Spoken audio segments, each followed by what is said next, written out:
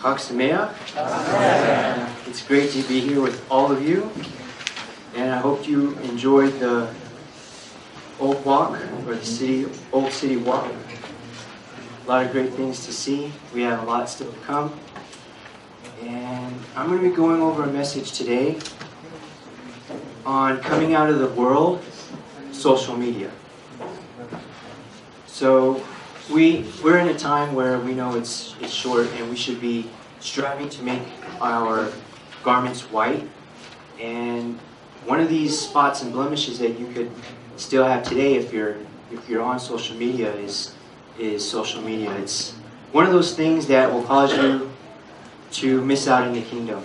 And I'm going to go over some things that are startling. Social media is relatively new for our time.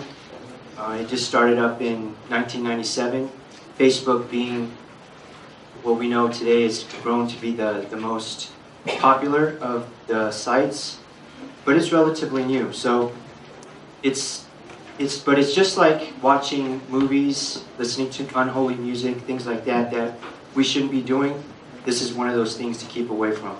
And it's not just about Facebook. Facebook will come and go like MySpace before it, and now they're saying that Instagram is the new up-and-coming biggest social media site. So when I talk about social media, I'm talking about Snapchat, Twitter, Instagram, Facebook, all those, etc. But I first want to go over with you some statistics that are appalling. 3.196 billion people, close to half the world's population, use online social media. And that's almost half of the world's population. And this is a 13% increase from the past year. People are spending an average of 2 hours a day sharing, liking, tweeting, and updating on these platforms. That breaks down to around 500,000 tweets on Twitter, and Snapchat photos shared every minute. 500 million Snapchat photos shared. 210 million people are estimated to suffer from internet and social media addictions. Social media has overtaken porn as the #1 activity on the internet. 95 million photos are uploaded to Instagram each day. Wow. Instagram has 500 million daily active users. Facebook collects over 500 terabytes of data every day. And you know what they're doing with all that data, right? They're making these big warehouses, storing all this information. You know what they're going to use it for? They're using it for the system of the beast. And you may say, oh, but they already have all my information. Well, they have everything about you on this. And this is just another way of them having information about you. So 81% of parents report that their children start using Facebook between the ages of 8 and 13. Wow. 23% of Facebook users check their account 5 or more times every day, with over 240 million Americans checking Facebook daily. That's 75% of the population. 1/3 of Facebook's ages 18 to 34 female demographic check Facebook when they first wake up, even before going to the bathroom. They even sleep. There's a study that shows that most people sleep with their smartphones when they go to bed. 18 to 24-year-olds on Facebook have 510 friends on average, and 1 out of every 7 minutes spent online is on Facebook. I now want to go into an article, and this is coming from top executives in Facebook.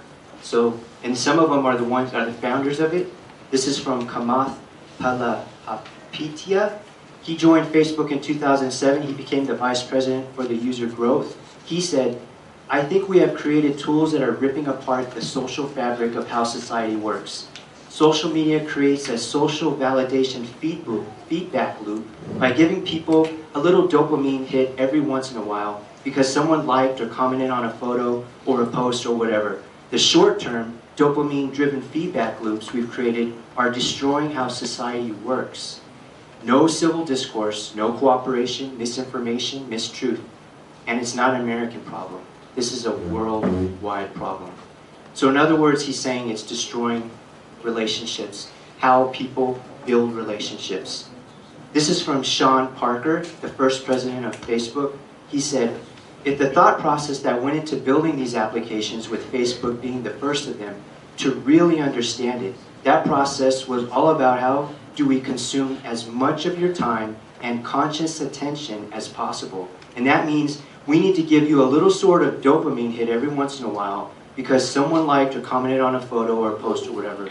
And that is going to get you to contribute more content, and that's going to get you, more likes and comments. It's a social validation feedback loop. And that's exactly the kind of thing that a hacker like myself would come up with, because you are exploiting the vulnerability in human psychology. And I think the inventors, creators, it's me, it's Mark Zuckerberg, it's Kevin Systrom with Instagram, it's all of these people who understood this consciously, and we did it anyway. Kamath Palihapitiya continues, I feel tremendous guilt. I think we all knew it back in the back of our minds, even though we fiend this whole line of like, there probably aren't any bad unintended consequences, but I think in the back deep recesses of our minds, we kind of knew something bad could happen. But I think the way we defined it was not like this. He went on to explain that so we are in a really bad state of affairs right now. In my opinion, it is eroding the core foundation of how people behave by and between each other. And I don't have a good solution. My solution is, I just don't use these tools anymore. I haven't for years. He also said he doesn't use social media because he innately didn't want to get programmed. As for his kids, they're not allowed to use it. He also said he doesn't use social media because, he said your behaviors, you don't realize it, but you're being programmed. Do I even have to go any further about social media? I mean, this is coming from the people themselves, the creators. It's not hidden anymore. It's not this great conspiracy that you can't find information about it. They're coming out with it in the open. And what are we going to do about it? So we know they're programming the minds of the people, and it's addicting. And we know any addiction is idolatry. It's no different than someone who's on drugs or alcohol. You're addicted to something, you're putting that before Yahweh, and that's an idol. And this is really scary. They're saying that this has become the societal norm. This is normal. This is going to be normal. All these children that are growing up, this is all they know. And then their children, the next generation, that's all they're going to grow up in. All the old-timers passing away, that's the end of, the ones that don't really use it anymore. And really the only people that are not going to be using it will be the serious believers. And that's it. This is really scary. And already almost everyone is on it already. So we really need to think about what we're doing. For a first fruit covenant believer, we should know better. People who have Yahweh's Spirit, it should grieve you to your soul when you're on that stuff. It's no different than going into a bar and feeling uncomfortable. It's the same thing. Do you love Yahweh or do you love this world? This is clearly from this world. Satan has inspired these people to program the society.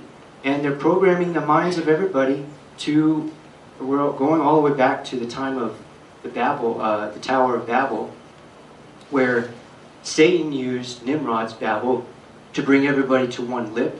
And you know what that was all about? It was an act of rebellion. Yahweh said to be fruitful, multiply. He said it twice. He said it also to Noah and his family, to spread out and to fill the land. And what did they do? No, we're going to do our own thing. We want to be united. They said, the scripture says that they were one, united with one lip. And Yahweh even said, what they're purposing to do, nothing is going to be restrained from them to do it. And that's what's happening again.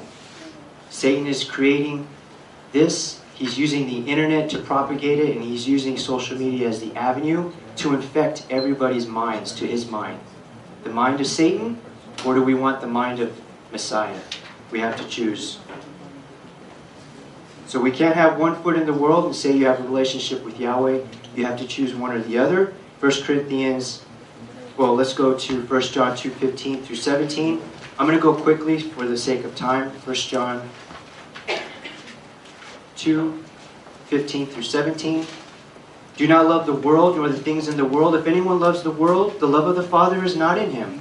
Because all that which is in the world, the lust of the flesh, the lust of the eyes, and the pride of life, is not of the Father, but is of the world. And the world is passing away in its lust, but the one doing the will of Elohim abides forever. So that's what all of social media promotes. Lust, covetousness, jealousy, addiction, which is idolatry, pride. It's all arrogance. It's all about you. You wanting to have the most likes, you wanting to have a better profile than someone else, comparing yourself to others. That's not of Yahweh. And this system defiles you when you're on it. It's defiling. 1 Corinthians 15:33.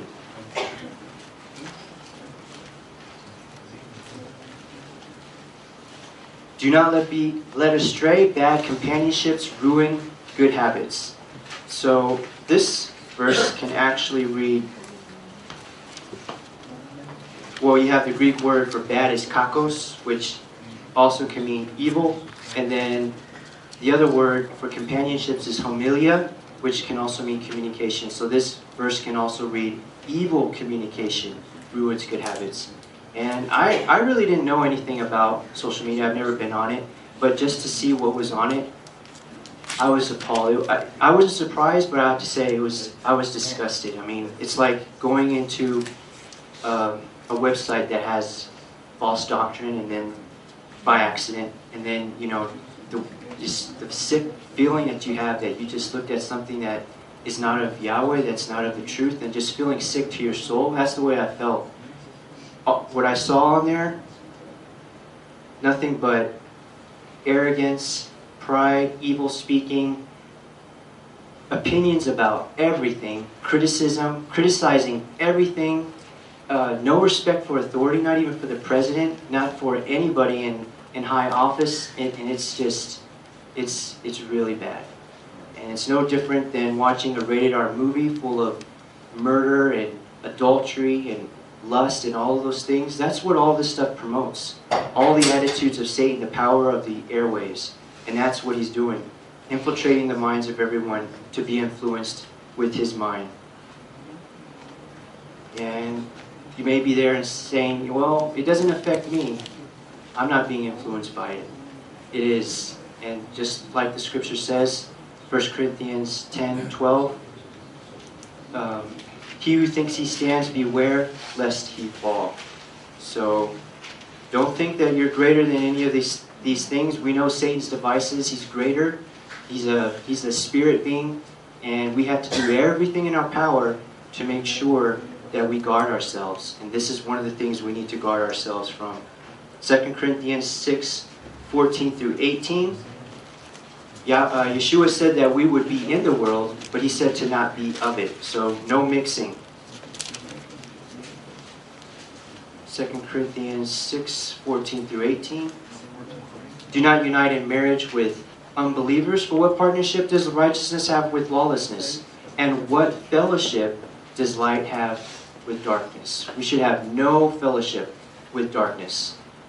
There should not be any. The only real fellowship we have is with Yahweh and Yeshua. We fellowship with them because of because we have the love of the truth, and we fellowship with each other because each of us have His Spirit in us, and that's the only reason that we're here today. We have a love for His truth, and this is not a social club. We're not here to socialize.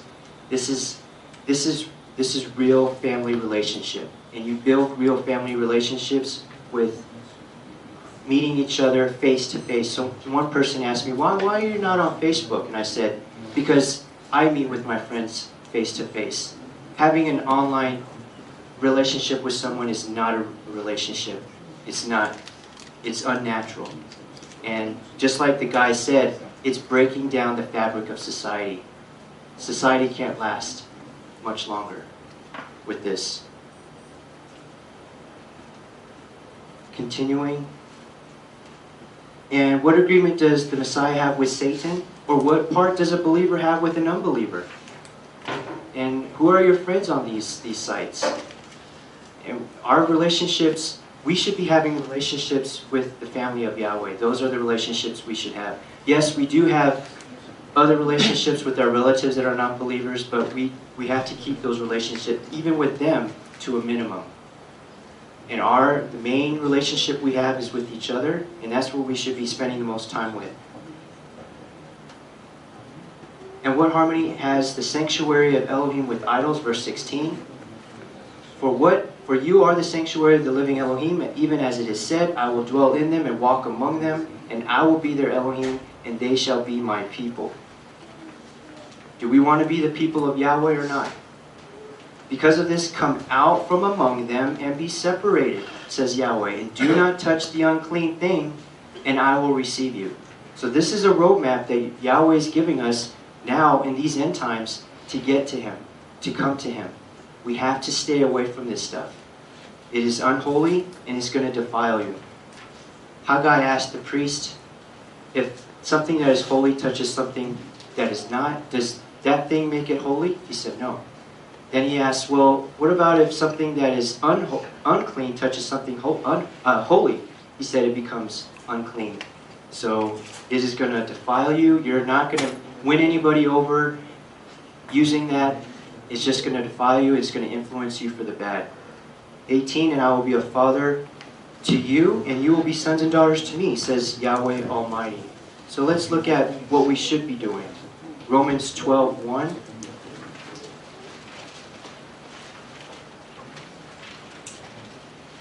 Well, Romans 12:2. So just like one of the top executives at Facebook said, you just got to come out of it completely if you want to get out of it. Just like someone who has to break alcohol addiction or drugs, you got to come out of it cold turkey. You got to just put it out. And we have something greater than anybody else. We have Yeshua. By His strength, we can do all things, and it's not impossible. Yes, many have tried to get off of social media and have not been able to, but we have Yeshua to help us. So we have something going for us that not many have, and we should take advantage of it.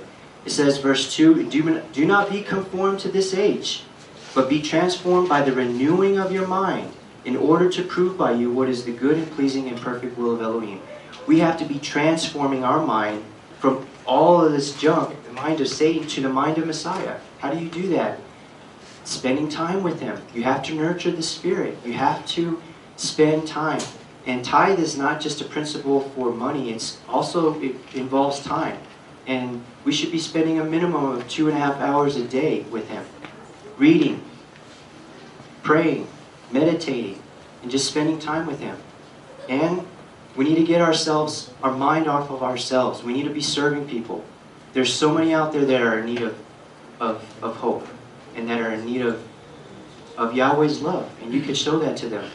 Go volunteer at homeless shelters, orphanages, prisons, going to the streets, getting the mind off of yourself and serving others. That's how we should be spending our time. Scripture says in Ephesians 5:16 to redeem the time, for the days are evil. We can redeem the time, but we redeem the time by doing Yahweh's will, by serving Him, serving the kingdom, and bearing fruit, getting our mind off of ourselves. And if you like communicating with people, email. You could write letters to brethren. You don't know how many brethren are by themselves that don't have a local congregation, and they need that support. They need that encouragement. And you could be doing that's such a great ministry to help brethren who are by themselves. So many that I hear from, oh, I'm by myself, I don't have any fellowship. Well, we can be helping them. And that's a great ministry to do. So, to wrap things up, we need to get out of social media, keep away from it.